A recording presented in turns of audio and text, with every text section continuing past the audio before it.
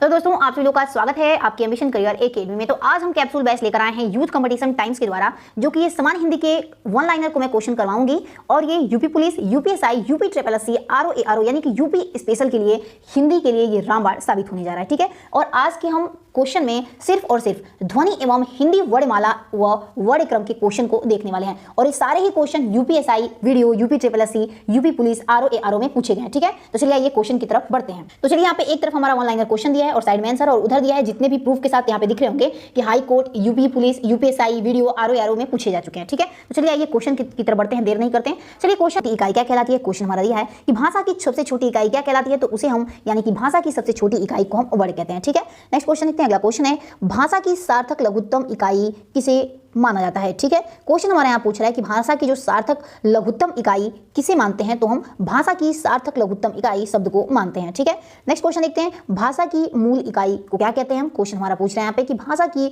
मूल इकाई को हम क्या कहते हैं, तो भाषा की मूल इकाई को हम ध्वनि कहते हैं। ठीक, नेक्स्ट क्वेश्चन दिया है हिंदी भाषा की कुल वर्ण लिपियां कितनी हैं। ठीक है, क्वेश्चन पूछ रहा है हमारा कि हिंदी की भाषा की कुल वर्ण लिपियां कितनी हैं, तो हिंदी भाषा में कुल वर्ण लिपियां 52 हैं। ठीक, नेक्स्ट क्वेश्चन देखते हैं वर्णों के कितने भेद होते हैं, तो वर्णों के हमारे 2 भेद होते हैं। नेक्स्ट क्वेश्चन लिपि चिन्हों के क्रमबद्ध समूह को क्या कहते हैं। क्वेश्चन यहाँ पे पूछ रहा है कि जो लिपि हमारे चिन्ह होते हैं उसके क्रमबद्ध यानी कि लगातार समूह को हम क्या कहते हैं, तो उसे हम वर्णमाला कहते हैं। नेक्स्ट क्वेश्चन की तरफ देखते हैं वाले हैं। अगला क्वेश्चन जो भी होगा ये हमारा स्वर वर्ण से होने वाला है। ठीक है, वर्णमाला किसे कहते हैं, तो वर्णमाला हम वर्णों के व्यवस्थित समूह को कहते हैं। ठीक, नेक्स्ट क्वेश्चन दिया है हिंदी के मूलतः वर्णों की संख्या कितनी होती है, तो हिंदी में जो पूछ रहा है कि जो मूलतः हमारे वर्ण होते हैं उनकी संख्या कितनी है, तो हिंदी में मूलतः वर्णों की संख्या 52 होती है। क्वेश्चन देखते हैं कौन स्वर नहीं है, तो इ हमारी ये स्वर नहीं होती है। ध्यान दीजिएगा, इ हमारी ये स्वर नहीं है।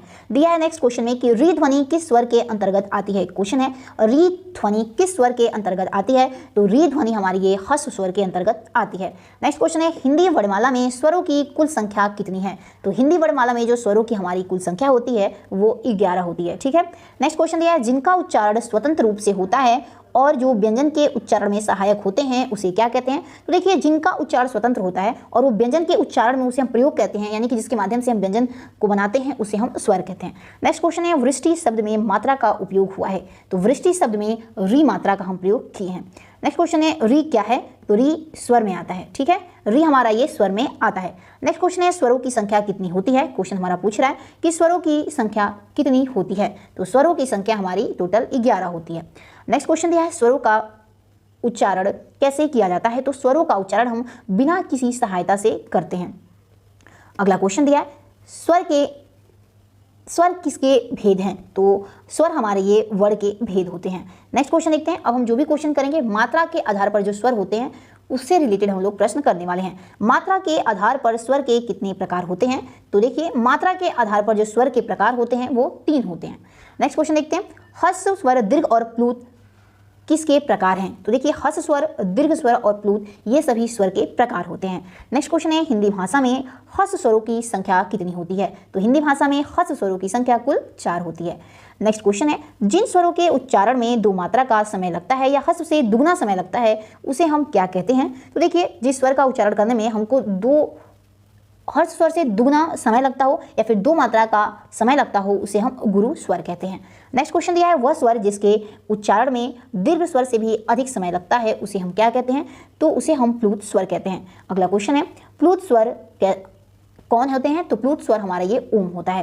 नेक्स्ट क्वेश्चन देखते हैं, अगले क्वेश्चन की तरफ बढ़ते हैं। अगला क्वेश्चन हमारा संधि संयोग के आधार पर है जो कि स्वर से ये भी वह स्वर जिसको संयुक्त स्वर माना गया है, तो देखिए ए को हम संयुक्त स्वर मानते हैं। नेक्स्ट क्वेश्चन देखते हैं छोटी ई, बड़ी ई, छोटा ऊ, बड़ा ऊ किस प्रकार के स्वर हैं, तो ये संवृत स्वर में आते हैं, यानी कि छोटी ई, बड़ी ई, छोटा ऊ और बड़ा ऊ ये सभी हमारे संवृत स्वर के अंतर्गत आते हैं। नेक्स्ट क्वेश्चन है संवृत स्वर है, तो अभी हमने पढ़ा संवृत स्वर बड़ी ई, छोटी ई, छोटा ऊ, बड़ा ऊ में आते हैं सारे हमारे। ठीक है, अर्धविवृत स्वर कौन से हैं, तो अर्धविवृत स्वर हमारा ए हो जाएगा। ठीक है, नेक्स्ट क्वेश्चन देखते हैं उच्चारण स्थान के आधार पर स्वर से संबंधित प्रश्न देखने वाले हैं।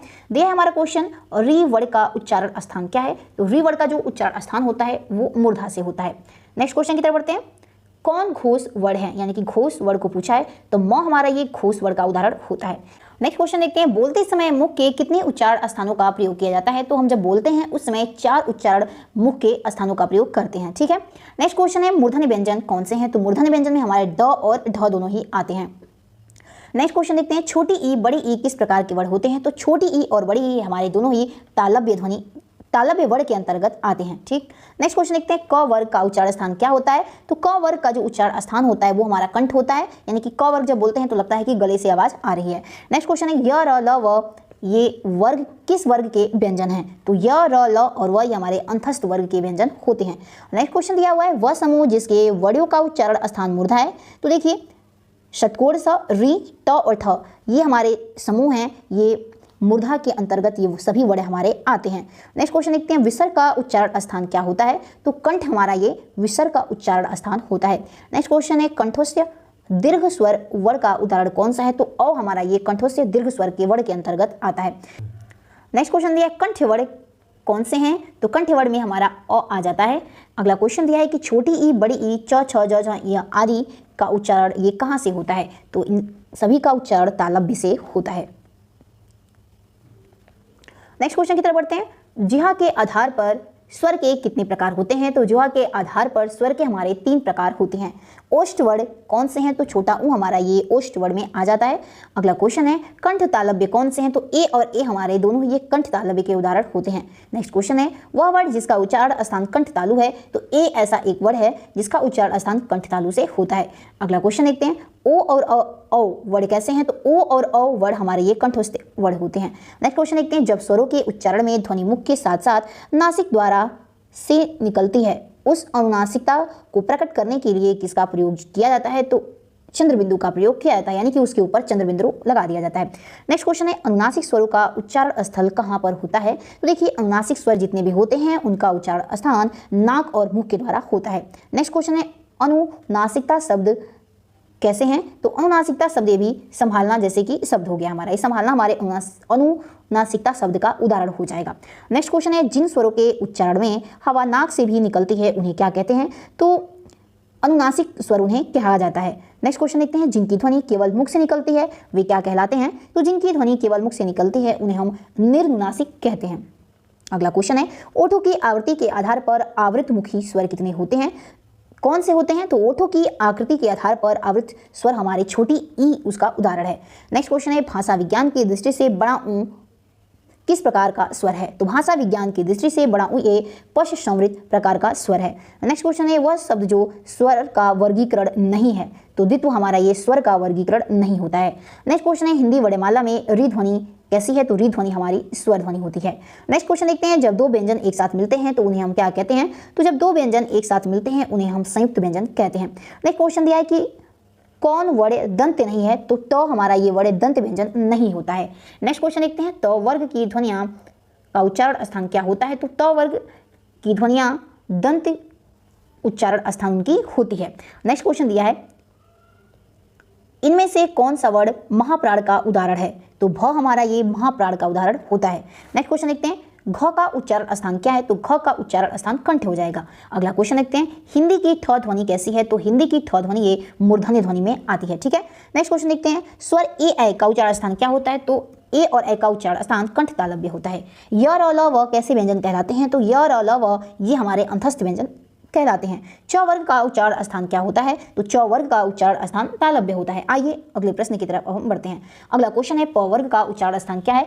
तो प वर्ग का उच्चारण स्थान ओष्ठ होता है। अगला क्वेश्चन है, त्रिवेणी शब्द में त्र किस वर्णों के योग से बना है? तो त्रिवेणी शब्द में त्र ये त और र वर्णों के योग से बना हुआ है। अगला क्वेश्चन है, सर्वज्ञ शब्द में संयुक्त व्यंजन ज्ञ वर्णों के योग से बना है, यानी कौन से वर्णों के योग से बना है? तो जो हमारा ये सर्वज्ञ शब्द है ये संयुक्त व्यंजन के ज और इय वर्णों के योग से बना हुआ है। नेक्स्ट क्वेश्चन दिया है, वह व्यंजन जिनके उच्चारण में जिह्वा तालु से नहीं टकराती उसे वो कौन से कहलाते हैं या फिर उसे क्या कहते हैं?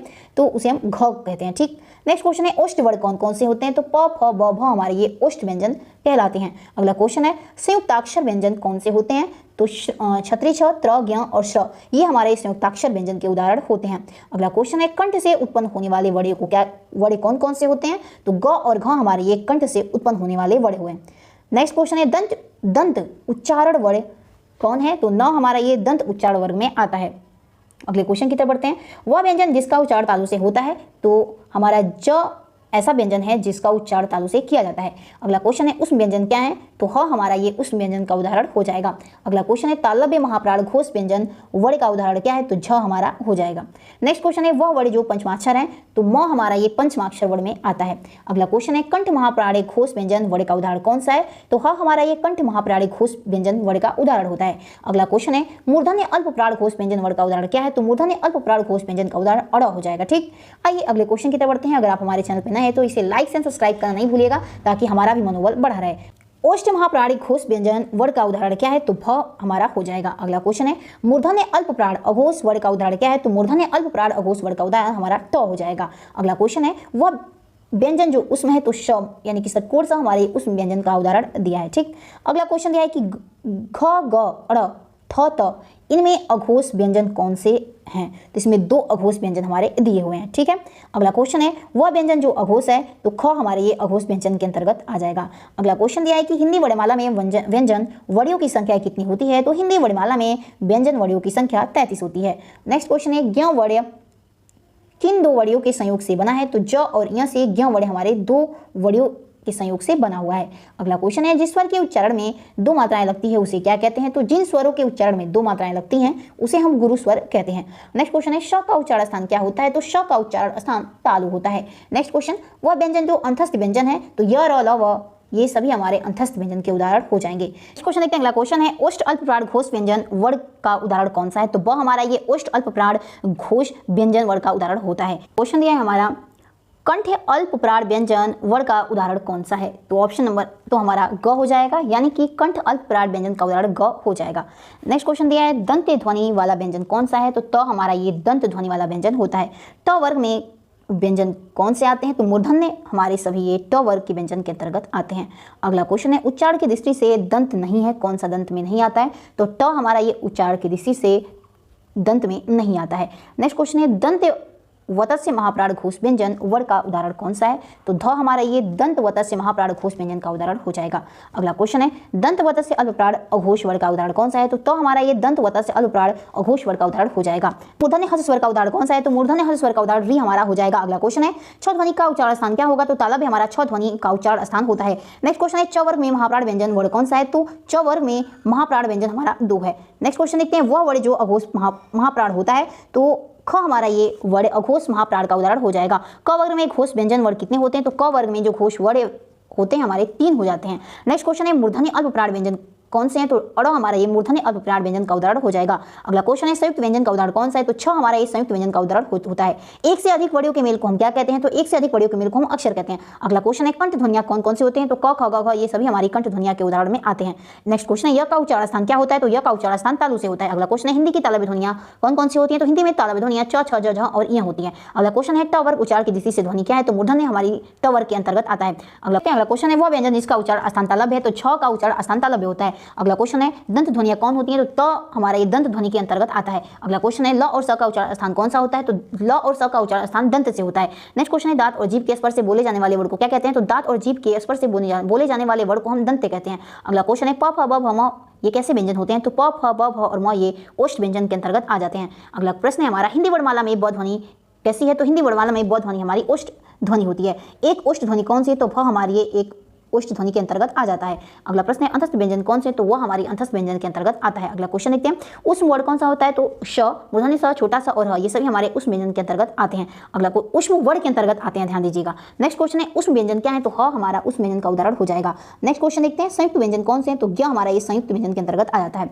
नेक्स्ट क्वेश्चन दिया दो व्यंजन जब एक साथ मिलते हैं तो उसे क्या कहते हैं, तो जब दो व्यंजन एक साथ मिलते हैं तो उसे हम संयुक्त व्यंजन कहते हैं। अगला क्वेश्चन है छ वर्ग के योग से क्या बनता है, छ वर्ण किसके योग से बनता है, तो छ वर्ण हमारा ये क और श के योग से बनता है। नेक्स्ट क्वेश्चन देखते हैं अल्प प्राण व्यंजन कौन सा है, तो ग हमारा ये अल्प प्राण व्यंजन के अंतर्गत आ जाता है। नेक्स्ट क्वेश्चन देखते हैं प्रत्येक वर्ग का दूसरा और चौथा वर्ग क्या कहलाता है, तो प्रत्येक वर्ग का दूसरा और चौथा वर्ग को हम महाप्राण व्यंजन कहते हैं। आइए अगले प्रश्न की तरफ बढ़ते हैं। अगला प्रश्न है महाप्राण ध्वनि कौन सा है, तो ख हमारा ये महाप्राण ध्वनि के अंतर्गत आ जाता है। अगला क्वेश्चन है अघोष वर्ण क्या है, तो च हमारा ये अघोष वर्ण कहलाता है। नेक्स्ट क्वेश्चन है घोष वर्ण क्या है, तो हमारा द घोष वर्ण के अंतर्गत आता है। नेक्स्ट क्वेश्चन है संघर्षी व्यंजन कौन सा होता है, तो ख हमारे ये संघर्षी व्यंजन के अंतर्गत आ जाएगा। पार्श्विक ध्वनि के अंतर्गत कौन आता है, तो ल हमारा ये पार्श्विक ध्वनि के अंतर्गत आ जाएगा। अगला नेक्स्ट क्वेश्चन देखते हैं। अगला क्वेश्चन है वर्णमाला में अस्पर्श व्यंजनों की संख्या कितनी होती है? तो वर्णमाला में अस्पर्श व्यंजनों की संख्या 25 होती है। अगला क्वेश्चन देखते हैं अस्पर्श व्यंजन के उदाहरण कौन से हैं? तो त, थ, द और ध ये सभी हमारे अस्पर्श व्यंजन के उदाहरण में आ जाते हैं। अगला क्वेश्चन है हिंदी शब्दकोश में छ का क्रमवार के बाद कौन आता है? तो क आता है। अगला प्रश्न दिया है हमारा हिंदी वर्णमाला में कुल कितने अयोगवा हैं? तो हिंदी वर्णमाला में कुल 2 अयोगवा हैं। नेक्स्ट क्वेश्चन देखते हैं जिन ध्वनियों की गणना न स्वर में की जाती है न ही व्यंजन में उसे क्या कहते हैं? तो जिन ध्वनियों की गणना न स्वर में की जाती है और ना ही व्यंजन में हम करते हैं उन्हें हम अयोगवाह कहते हैं। नेक्स्ट क्वेश्चन देखते हैं। अगला प्रश्न है हमारा ऐसी 2 मात्राएं जिनका प्रयोग तो किया जाता है किंतु उनका समावेश स्वर में नहीं किया जाता, तो ऐसी 2 मात्राएं हमारे अंग और अह होती हैं। नेक्स्ट क्वेश्चन अनुस्वार कार्य करता है, तो अनुस्वार ये पंचम वर्ग का कार्य करता है। अगला प्रश्न है हमारा अंग व्याकरण के अनुसार क्या है? तो अंग व्याकरण के अनुसार ये अनुस्वार हमारा हो जाएगा। तो चलिए अगले प्रश्न की तरफ बढ़ते हैं। अगला प्रश्न हमारा दिया है वह दिल्ली से चला जाएगा। वाक्य में डैश पर बलाघात किया गया है, यानी कि किस पर बलाघात किया गया है? तो वह दिल्ली से ही चला जाएगा, तो ही हमारा हो जाएगा। अगला प्रश्न है जब एक ही ध्वनियों का द्वित्व हो जाए तब वो क्या कहलाती हैं? तो जब एक ही ध्वनि का द्वित्व हो जाए तो उसने युग्मक ध्वनियां कहते हैं। नेक्स्ट क्वेश्चन देखते हैं उच्चारण की दृष्टि से संबल ध्वनि का वर्गीकरण है, तो संप्रत ध्वनि का है इसमें। ठीक है, ध्वनियों की निर्दिष्ट विशेषताओं में अशुद्ध क्या होता है? तो देखिए च हमारा इसमें बोला है अशुद्ध होता है, जैसे कि तालव्य और महाप्राण में। नेक्स्ट क्वेश्चन देखते हैं हिंदी में ध्वनियों के प्रकार कितने होते हैं? तो हिंदी में ध्वनियों के प्रकार 2 होते हैं। अगला प्रश्न है हमारा अपभ्रंश की वर्णमाला में कौन व्यंजन ध्वनि सम्मिलित है? तो अपभ्रंश की वर्णमाला में म व्यंजन ध्वनि हमारी सम्मिलित है। नेक्स्ट क्वेश्चन कक्षा शब्द का शुद्ध उच्चारण क्या है? तो कक्षा होता है। ठीक है, नेक्स्ट क्वेश्चन देखते हैं नासिक के व्यंजन क्या है? तो नासिक के व्यंजन हमारी इ होती है। नेक्स्ट क्वेश्चन दिया है वह शब्द जिसमें र व्यंजन नहीं आता। मातृभूमि शब्द ऐसा है जिसमें र व्यंजन नहीं आता है। देखिएगा सभी इसमें क्वेश्चन बाई ऑप्शन दिए गए हैं, इसलिए ऐसा बोला है कि वो शब्द कौन से हैं इसमें। ठीक है, यानी कि जो भी इसमें विभाग ने क्वेश्चन बोला है तो बाई ऑप्शन यानी 4 ऑप्शन दिए हैं और उसी प्रश्नों को हमने यहाँ पे उठाकर रखा है। ठीक है, नेक्स्ट क्वेश्चन देखते हैं। अगला क्वेश्चन दिया है जिन शब्दों के अंत में अ आता है उन्हें हम क्या कहते हैं? तो जिन शब्दों के अंत में अ आता है उसे हम अकारांत कहते हैं। नेक्स्ट क्वेश्चन है व का उच्चारण स्थान क्या होता है? तो दंत्योष्ठ हमारा ये व का उच्चारण स्थान में आता है। नेक्स्ट क्वेश्चन है अनुनासिक वर्ण कौन से हैं? तो म हमारा ये अनुनासिक वर्ण के अंतर्गत आता है। अगला क्वेश्चन है दृक् का वर्ण विच्छेद क्या होगा? तो दृक् का वर्ण विच्छेद द प्लस री प्लस ग प्लस अ हो जाएगा। अगला प्रश्न है उद्यान का शुद्ध वर्ण विच्छेद क्या होता है? तो उद्यान का जो शुद्ध वर्ण विच्छेद होता है तो उ छोटा ऊ द य आ न और अ हो जाएगा। ठीक है, अगला क्वेश्चन है काकल्य वर्ण क्या है? तो ह हमारे ये काकल्य वर्ण के अंतर्गत आता है। अगला क्वेश्चन दिया है कि र का वर्ण क्या है? तो वतस्य लुठित सघोष अल्पप्राण ये सभी व्यंजन र के अंतर्गत आते हैं। ठीक है, नेक्स्ट क्वेश्चन है कि अर्धस्वर क्या कहलाता है? तो यह हमारे अर्धस्वर के अंतर्गत आता है। अगला क्वेश्चन दिया है कि स्पर्श व्यंजन कंठ्य ध्वनि अघोष और महाप्राण ध्वनि कौन से हैं? तो इसमें से ख के अंतर्गत वह आते हैं। अगला क्वेश्चन है लिखित भाषा में मूलतः ध्वनियों के लिए जो चिन्ह मान लिया जाता है तथा जिस रूप में ये लिखे जाते हैं उसे क्या कहते हैं? तो उसे हम लिपि कहते हैं। अगला प्रश्न है वर्णमाला का वह अक्षर जो पुल्लिंग नहीं है। तो छोटी और बड़ी ये वर्णमाला के वे अक्षर हैं जो पुल्लिंग नहीं है। नेक्स्ट क्वेश्चन जिस व्यंजन ध्वनि के उच्चारण के समय स्वतंत्रियों में कंपन होता है उच्चारण स्थान पर ध्वनियों के वर्गीकरण में उसका स्थान कहाँ पर होता है? तो काकल्य में होता है। ठीक है, नेक्स्ट क्वेश्चन देखते हैं प्रत्येक शब्द की वर्तनी के सभी वर्णों को उसी क्रम में अलग अलग दिखाना क्या कहलाता है? तो उसे हम वर्ण विच्छेद कहते हैं। अगला क्वेश्चन है जिह्वा की नोक जब ऊपर के दांतों की पंक्ति के सामने वाले दांतों के ऊपरी हिस्से के संपर्क में आकर वायु के प्रवाह को अवरुद्ध करती है ऐसे उच्चारण को क्या कहते हैं? तो ऐसे उच्चारण को हम वतस्य कहते हैं। ठीक है, अगला क्वेश्चन दिया है यहाँ पे हमने यूपी स्पेशल यानी कि UP police, UP triple UPSI और आरओ सभी के लिए हिंदी के स्पेशल क्वेश्चन को यानी कि जो विभाग के द्वारा पूछा गया था वही हमने यहाँ पे डिस्कशन किया और आपको प्रूफ के साथ दिखाया भी है। तो इससे रिलेटेड पीडीएफ चाहिए तो आप हमारे टेलीग्राम ग्रुप से जुड़ सकते हैं जिसका लिंक हमारे डिस्क्रिप्शन के बॉक्स में दिया हुआ है या फिर आप हमारे स्क्रीन पे जो शो हो रहा है इसके अंदर उसे स्कैन करिए और डायरेक्ट टेलीग्राम से जुड़ सकते हैं। तो चलिए अब हम कल जो क्वेश्चन लेकर आएंगे हिंदी का ही हिंदी भाषा एवं बोलियों से वन लाइनर का क्वेश्चन होने वाला है जो कि सभी प्रीवियस ईयर में पूछे जा चुके हैं। तो चलिए दोस्तों मिलते हैं अपने अगले वीडियो में, तब तक के लिए आप अपना ध्यान रखिए। तब तक के लिए जय हिंद जय भारत।